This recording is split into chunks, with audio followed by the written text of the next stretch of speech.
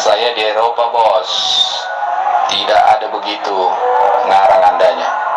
Saya tidak pernah tanya keluarga, anak, saudara, ya kan, ada di Eropa. Jadi ada dua pilihan bagi para jemaat-jemaat di Eropa itu. Pertama, mereka memilih menjadi ateis. Kedua, mereka memilih menjadi mu'alaf. Lihat sendiri siapa yang kemudian menjajah tanah Irak, Syam, Palestina. Oh ya, jadi kalau tadi di Timur Tengah banyak peperangan, ya kenapa? Karena Islamnya sendiri tidak bersatu kan, tercerai-berai begitu. Karena Kristen memposisikan Yesus itu sebagai Tuhan yang kemudian berinkarnasi, manusia menjadi Tuhan. Tetapi berbeda dengan Islam. Islam itu memposisikan Yesus sebagai Nabi dan Rasul, ya, tidak memposisikan, tidak mendudukan Yesus sebagai Tuhan. Bagi yang suka tolong like and share. Anak saya di Eropa, bos. Tidak ada begitu ngarang andanya.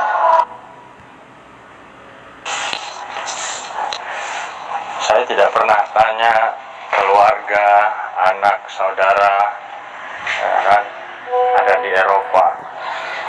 Ya, faktanya pada abad-abad ini, ya, agama Kristen di Eropa itu krisis karena gereja-gereja itu sudah mulai ditinggalkan oleh para jemaat. Jadi ada dua pilihan bagi para jemaat-jemaat di Eropa itu. Pertama, mereka memilih menjadi ateis. Kedua, mereka memilih menjadi mu'alaf. Gitu. Jadi jangan berpikir di Eropa itu banyak Kristen, enggak. Yang terbesar di Eropa itu Yudaisme, kedua Kristen. Tapi sekarang Kristen itu secara statistik itu sudah mulai hampir punah. Saya berbicara sesuai fakta. Data saya punya data. Ini contoh salah. Kenapa jadi orang Eropa ada yang ateis? Bukan karena krisis iman, tapi ada peraturan negara yang beragama Kristen harus membayar pajak, ya, untuk mendanai gereja atau pendeta atau apa. Jadi mereka memilih ateis di KTP-nya, ya kan? Itu. Yang kedua, kalau Anda bilang itu ada ya banyak itu Kristen, Islam, itu adalah para pengungsi yang datang dari Timur Tengah yang banyak sekarang diterima di Eropa. Ya karena kasus atau krisis perang yang selalu berkesinambungan di Timur Tengah. Jadi banyak sekarang migran-migran dari Timur Tengah di sana. Makanya banyak Islam di situ. Begitu kenyataan, ya. Jadi kalau bilang ya fakta, harus ada memang nyata orang yang ada di sana memberitahu itu. Ya itu yang real. Saya mengiyakan apa yang saudara katakan tentang krisis perang dan kemudian banyak imigran dari Jazirah Arab yang mengungsi ke Eropa. Itu saya membenarkan. Tetapi perlu diketahui bahwa di Eropa itu ya sebelum fenomena banyak yang memilih menjadi mu'alaf, ya, yang perlu saudara ketahui ada 3 agama besar yang banyak di Eropa. Pertama, Yudaisme. Kedua, ateis. Ketiga, Kristen.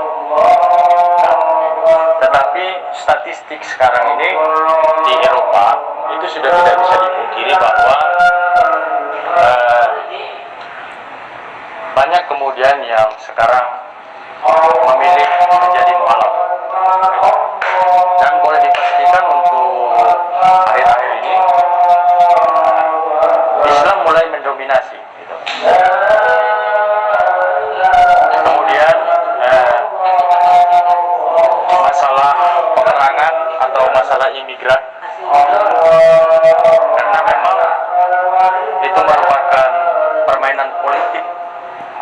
yang dimainkan oleh para penjajah yang kemudian merampok dan merampas harta kekayaan bangsa Arab. Itu. Ya, saya kira abang bisa lihat sendiri siapa yang kemudian menjajah tanah Irak, Syam, Palestina. Itu. Jadi ya memang fenomena itu seperti itu. Artinya saya tidak berbicara maksudnya mendiskreditkan agama Kristen, tidak Pak. Tapi saya berbicara sesuai dengan fakta yang terjadi pada abad ini. Iya, artinya tadi kan saya udah bilang, bukan artinya jadi banyak orang Eropa mualaf atau gimana, iya kan? Itu kan tidak juga menjadi acuan gitu.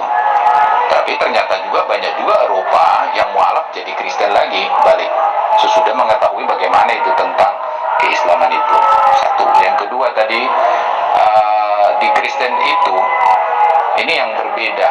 Kadang-kadang kalau Islam dianggap itu sholat itu atau ke masjid, itulah identitas dia sebagai Islam, ya kan, beragama itu. Nah, di Kristen tidak seharusnya hanya ke gereja itu menjadi identitas dia sebagai Kristen, tapi percaya kepada Yesus yang di dalam hati sanubarinya sebagai Tuhan dan Juru Selamatnya sudah cukup juga. Ya, bukan itatah ibadah itu yang menjadi acuan dia menunjukkan dia kekristenan.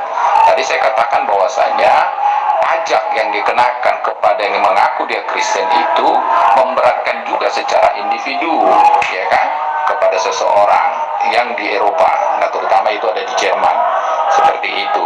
Kenapa? Karena agama tidak dicampuri oleh negara. Nah, kalau Indonesia kan bisa ada bantuan kan, bantuan untuk masjid lah, bantuan untuk gereja lah, bantuan atau apa gitu kan ada dari Departemen Agama atau Departemen Sosial atau apalah itu di Indonesia. Nah, kalau di luar negeri kan tidak, di Eropa, karena dia dilepas.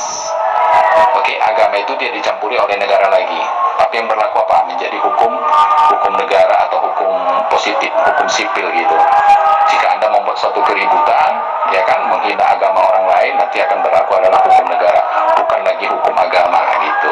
Undang-undang penistaan atau apa tidak berlaku itu lagi. Itu ya. Jadi kalau tadi di Timur Tengah banyak peperangan, ya kenapa? Karena Islamnya sendiri tidak bersatu kan, tercerai berai begitu. Coba kita lihat, tinggal berapa persen itu yang beragama Islam itu di apa? Malah justru sekarang yang terkembang di mana? Ya kan, yang paling banyak selain di Indonesia itu ada di Pakistan, di mana? Di Bangladesh, di India toh, ya kan? Nah, ini negara-negara miskin malahan ini semua Islamnya sekarang. Di negara majunya malah tidak ada, ya, tidak bertumbuh. Itulah real kenyataan data statistik yang terjadi. Aku tahu lihat itu, ya, negara-negara Islam agama Islam itu hanya bertumbuh di negara-negara begini. Saya nggak tahu apakah itu realita yang sama dengan sama si wakil presiden itu kan. Coba negara-negara mayoritas Islam itu tidak bertumbuh negaranya. Kenapa? Karena pola berpikirnya konservatif gitu. Itu ya, wakil presiden yang seperti itu. Baik Bang, saya kira kalau argumentasi Abang hanya karena orang murtad dari Islam menjadi Kristen hanya alasannya karena percaya kepada Yesus Kristus sebagai juru selamat, saya kira konsep tentang juru selamat Yesus Kristus itu di Islam itu sangat mengimani itu, karena pada dasarnya Islam itu meyakini Yesus Kristus itu bagian dari konsep keimanan begitu. Hanya saja Islam itu menempatkan konsep juru selamat kepada Yesus itu tidak mendudukan Yesus sebagai Tuhan itu. Jadi di Eropa itu banyak orang-orang di luar Islam yang kemudian memilih menjadi mualaf karena Islam itu dianggap sangat realistis gitu.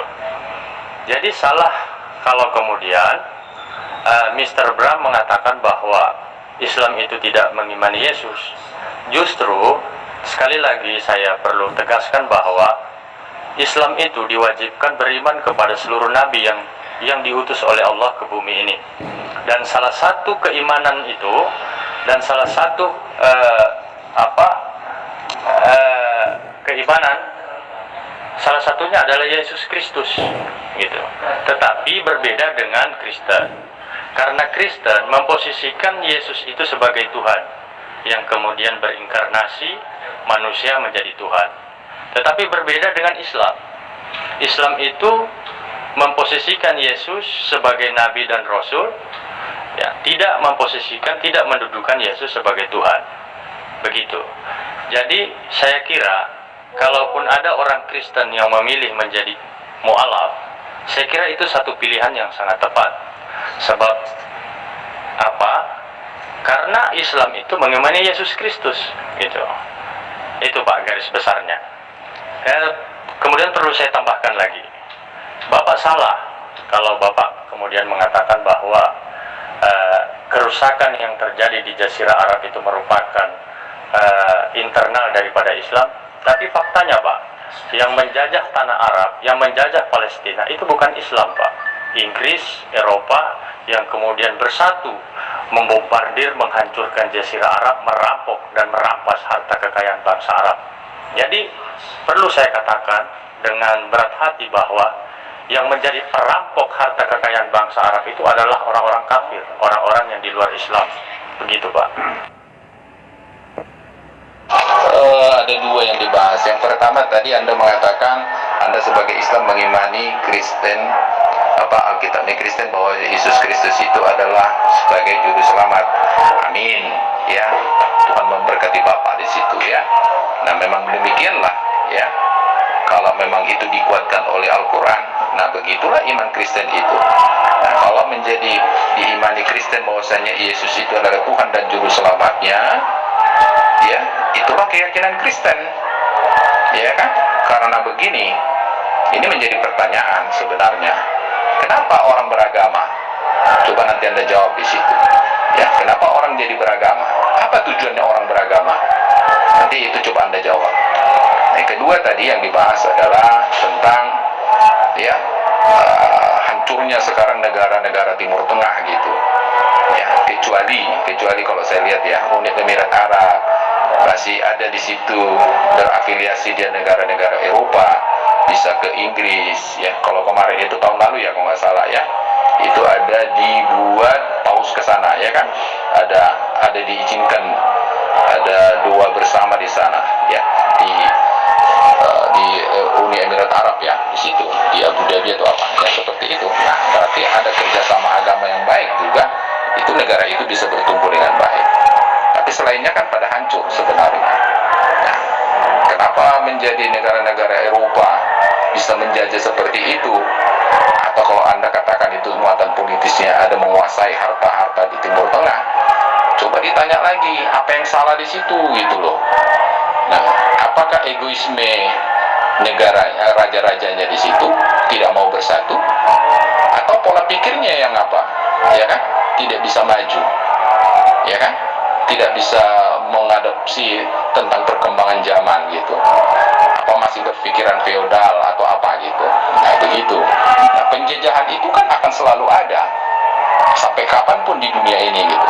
Cuman masalahnya, sekuat apa Anda bisa bertahan, negara Anda, pemerintahan Anda gitu.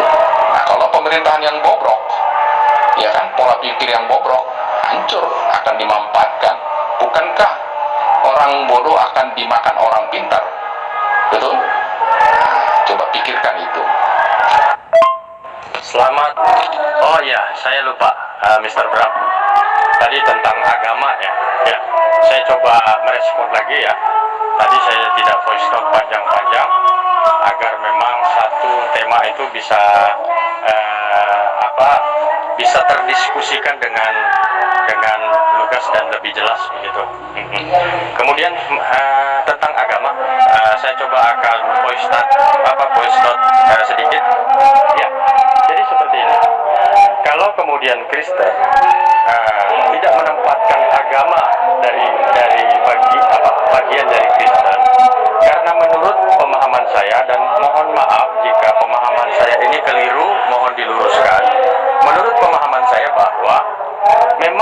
Kristen itu tidak menganut ajaran monoteisme, tetapi Kristen itu lebih kepada menganut ajaran monoteistik. Ya, monoteistik itu adalah budaya yang kemudian budaya yang kemudian dilestarikan, dilestarikan menjadi prinsip-prinsip agama, begitu. Nah, kalau Islam itu memang menganut ajaran monoteisme, ajaran para nabi-nabi, begitu. Jadi saya kira memang ini sebuah salah satu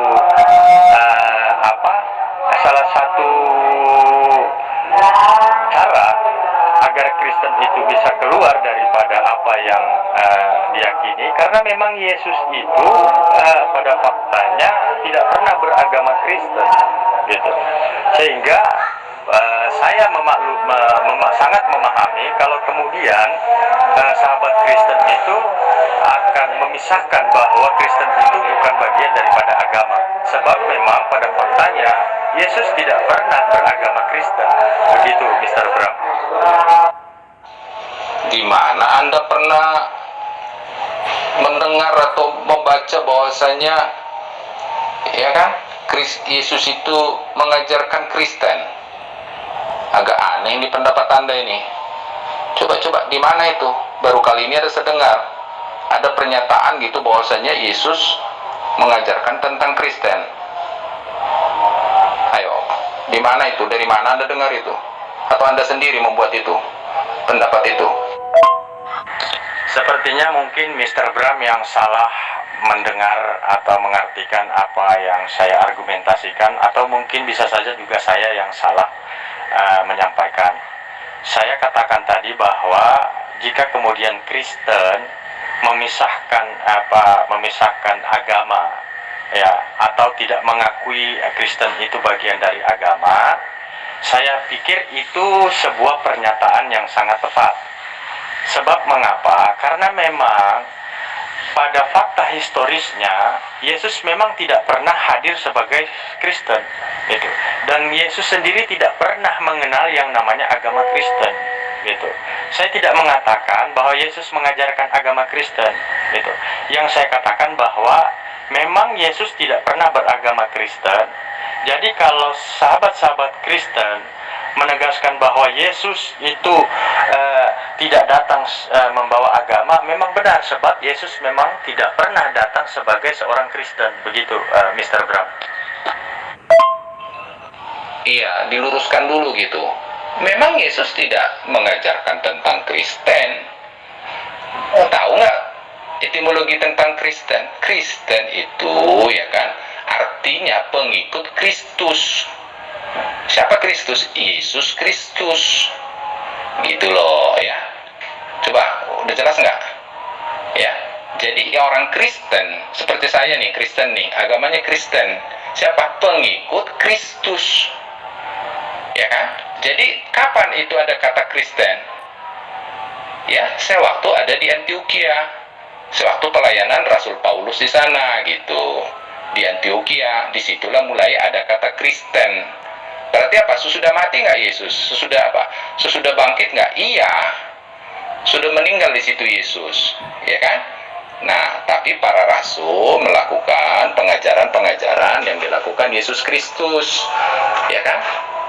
Pengajaran-pengajaran yang dilakukan Yesus Kristus di masa hidupnya itu, ya kan, diajarkan kembali dan dilakukan oleh para rasul-rasul, termasuk Rasul Paulus itu. Berkembanglah pengikut-pengikut Kristus. Banyak nggak pengikut Kristus waktu Yesus ada? Ada. Makanya banyak muridnya, ya kan? Ada 12 rasulnya, kemudian ada 70 muridnya, ya kan? Ini kan mengajarkan juga. Jadi waktu Yesus Kristus hidup, ada nggak mengajar? Banyak. Dia mengajar gitu, baik di bait suci juga. Oke, biar lurus ya. Jadi Yesus Kristus itu tidak mengajarkan tentang Kristen, tapi pengikut Kristen itu adalah pengikut Kristus, gitu ya. Oke, satu. Tadi agama nggak? Nah, coba Anda dulu, apa arti agama? Ya kan? Apa arti agama? Coba. Syarat menjadi agama itu apa? Gitu, supaya jangan salah gitu, ya kan? Nah, kalau di Indonesia memang ada dua agama, punya agama atau pengikut aliran kepercayaan. Nah, karena agama Kristen itu termasuk adalah menjadi agama yang sudah dari dulu ada, ya kan? Kita ada 6 agama, ya kan? Nah, kemudian aliran kepercayaan, ya sudah, itulah aliran agama. Agama Kristen lah di situ dibuat gitu, ya kan? Ya, agama itu apa? Ada kitab suci, ya kan? Ada Tuhannya, gitu loh. Syarat-syarat agama, ada tata ibadahnya, gitu. Coba baca tentang agama.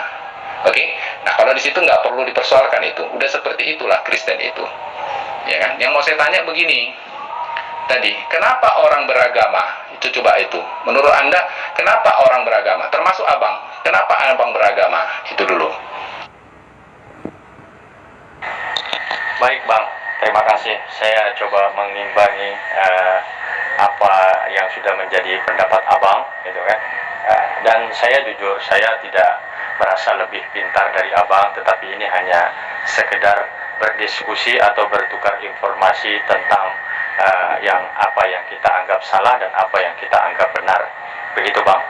Oke Bang, sebelum saya membahas lebih jauh tentang agama, saya coba membahas tentang apa yang sudah Abang argumentasikan tadi tentang Kristus, dan saya coba akan memaparkan tentang konsep Kristus, bagaimana kemudian ini menjadi sebuah prinsip dasar keimanan Kristen dengan keterbatasan apa yang saya ketahui, begitu Bang ya. Jadi Kristus ini didefinisikan datang dari Mesias, kemudian Mesias itu dalam bahasa Ibrani yang kemudian menjadi Masya, dari kata Masya, dan bahasa Arab Mosih yang artinya diurapi. Kemudian Mesias ditulis Kristus dalam bahasa Yunani dari kata kerja Kyrio, mengurapi, atau kata lain ini adalah merupakan asal muasal bentuk Indonesia yang menjadi Kristus. Itu. Kemudian yang menjadi rujukan Mr. Bram tadi dari Antioquia, ya, saya kira ini adalah merujuk kepada pribadi Paulus yang kemudian dirasulkan oleh sahabat Kristen. Dari fakta historis Paulus sendiri, Paulus beragama Yudaism, menganut ajaran Yudaisme, gitu. Tidak menganut ajaran agama Kristen, gitu. Saya kira agar pembahasan kita lebih terarah, kita coba sentuh dulu tentang pembahasan kita tentang Kristus ini, baru coba kemudian kita melangkah pada definisi tentang agama seperti apa yang Abang tanyakan. Begitu, terima kasih Mr. Bram. Oke, berarti kita balik lagi, ya kan, ke pertanyaan saya yang pertama belum Anda jawab, ya kan? Kan banyak persoalannya. Kenapa orang Islam heran gitu, atau menjadi menganggap bahwasanya aneh orang Kristen? Kenapa Tuhan Yesus itu menjadi dianggap Tuhan dan Juru Selamatnya? Kan gitu tuh, ya kan? Nah, tentu kan Anda juga bertanya-tanya, kan gitu. Nah, pertanyaan ini, ya kan, mungkin Anda sudah dapat jawaban enggak gitu? Ya, itu dulu gitu. Ya, tentang Kristus itu. Tadi Anda udah mengatakan siapa itu Yesus Kristus, atau pada dasarnya itu benar itu. Ya kan, diurapi gitu.